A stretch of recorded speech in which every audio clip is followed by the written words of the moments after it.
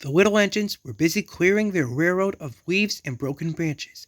Peter Sam and Rusty often worked together. One day, Rusty helped Peter Sam to a nearby water tower. Peter Sam felt much better after his long drink, but the freight cars were bored. Their loads were heavy and the couplings old.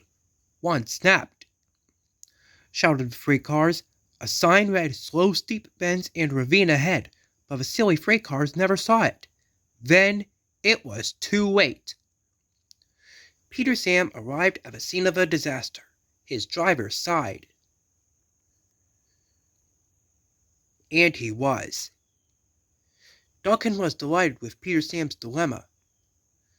Snapped Rusty. Rusty said.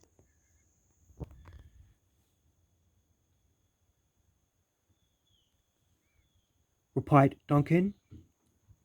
This gave Peter Sam's driver an idea. The next day he spoke to Duncan's driver and fireman, who agreed. Duncan had to take coal cars to the slate mines and then bring cars back. Duncan's driver decided as part of a plan to cross the old iron bridge.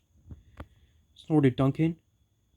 But all the same, he kept thinking about Rusty's story.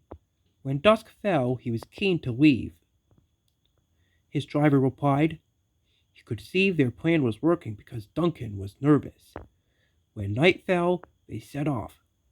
The mist were rising around the old iron bridge.